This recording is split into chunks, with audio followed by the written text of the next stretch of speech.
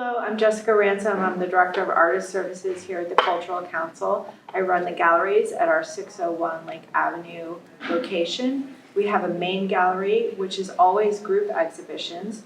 Right now in our gallery, we have our 2023 biennial, which was juried by the curator, Juana Williams, from the Detroit Institute of the Arts.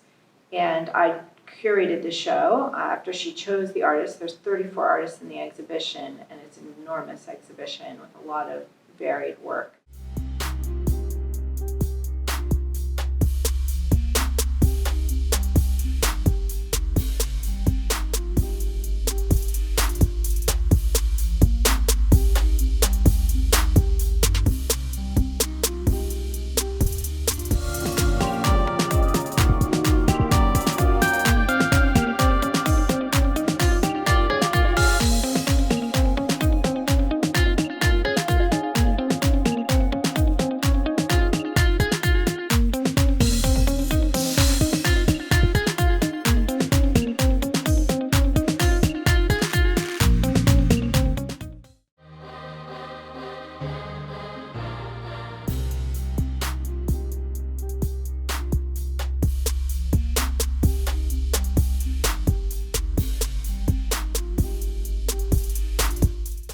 We also have a solo gallery here. Each year we open that call. This year we had about 100 artists apply to the call, and we have only 6 slots. So each artist gets a 6-week exhibition of their work.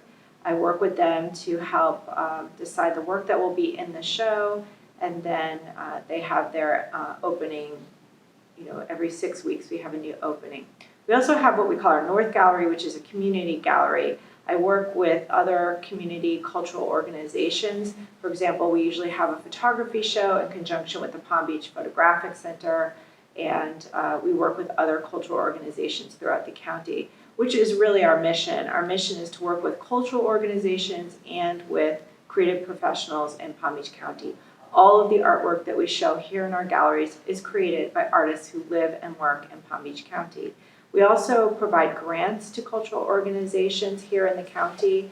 That we have a lot of different grant programs, but the primary one is an ad valorem tax through our bed tax here in Palm Beach County that we administer, and we provide grants for all level of cultural organizations, everything from the Kravis Center to Palm Beach Drama Works and any other cultural organization here in the county.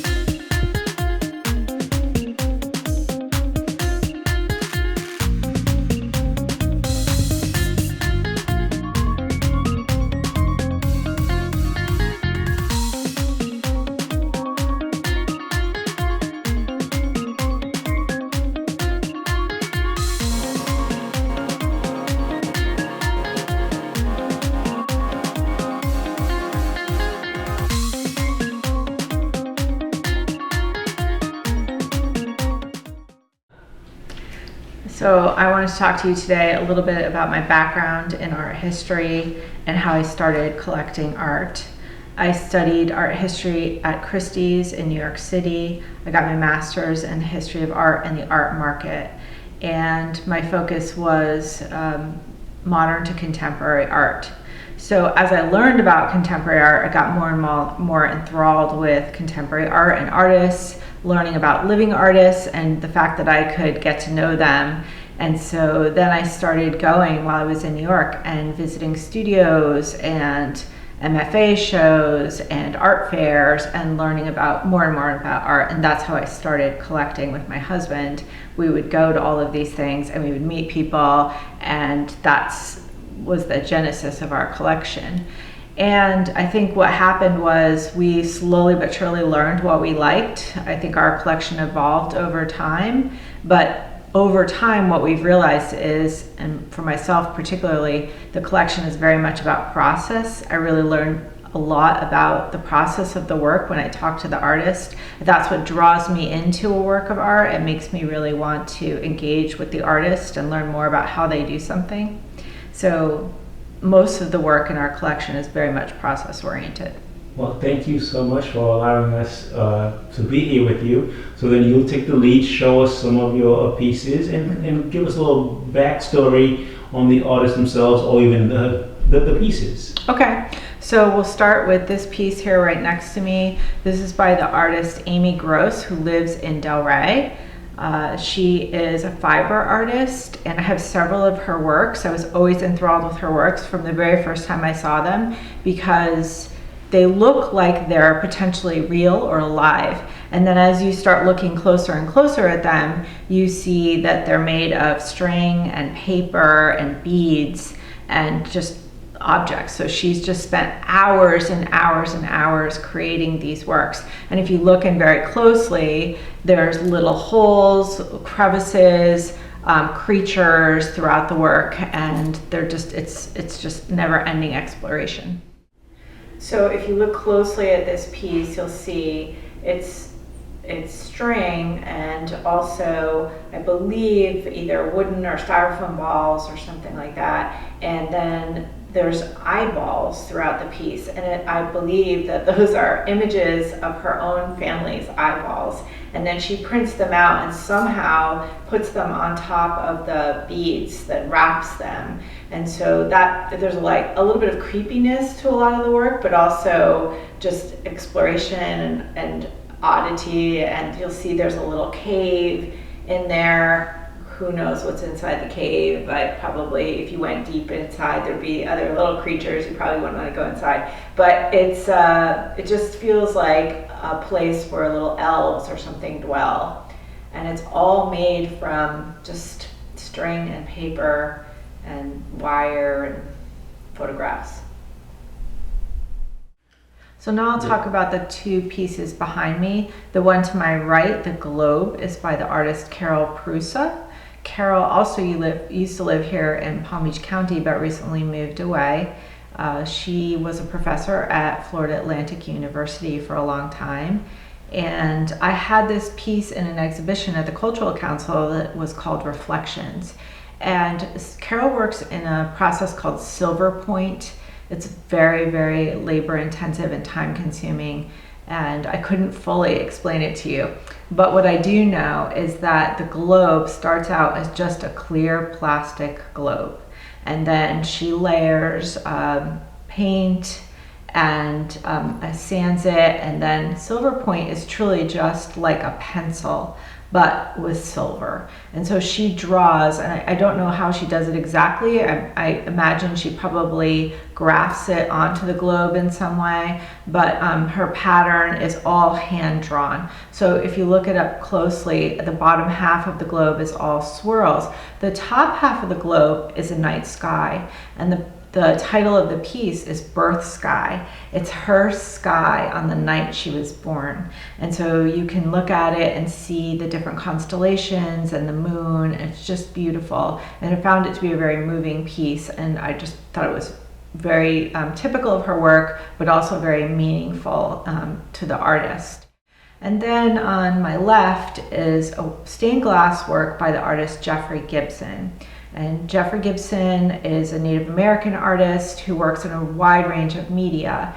And I always loved stained glass work. And when I found out that Jeffrey had been commissioned to do stained glass windows in a chapel at Wellesley in Massachusetts, I was super excited to learn that he was going to start working in stained glass. So we got this piece, and he designed it. I got to participate in his choices. I didn't make any choices, but I was engaged in the whole process of his making it and learning about how he made it. I got to go see the work being made, which was really, really exciting. And it's called Whose World Is This? It's Yours, It's Mine. He uses a lot of references to pop culture and music. And I put these two pieces together because in my head, the circles speak to each other, and worlds, birth all the worlds coming together. There's a lot of different reasons for it, but visually I felt like they spoke to each other and I wanted them near each other. It's interesting to look at this piece from a raking angle because you can see that there's up to 4 layers of glass in the piece that he used to create the colors that he wanted. So from the front, it all looks like it's just one piece of glass, but you'll see that he layered it any number of different times to create the specific color he was looking for. So now I want to talk about the piece that's behind me by the artist Gisela Colon. She's a California light and space artist. I don't know how the work is made. I just know it's magical and any time of day, depending on the light, it's totally different. And the piece is not lit from the inside, it's just ambient light in the room. So if you turn the light off at night, it loses all of its glow just to a very, very dark color. And I do know that she's an artist who worked with a lot of other California light and space artists who were more of a, I believe it was 70s and 80s group of people. And she explored the different technologies and came up with her very own methodology. And she's just doing all kinds of amazing things with light and space art. And now I'd like to tell you about this painting by the artist Jose Alvarez. Jose also lives in Florida, and this is a multi-layered piece. I think this is a perfect example of process. So the bottom layer of the piece is mica. He uses very thin slivers of mica that he layers, about 10 to 15 layers, and that's what creates that bottom luminescence, sort of golden color to it. He then layers on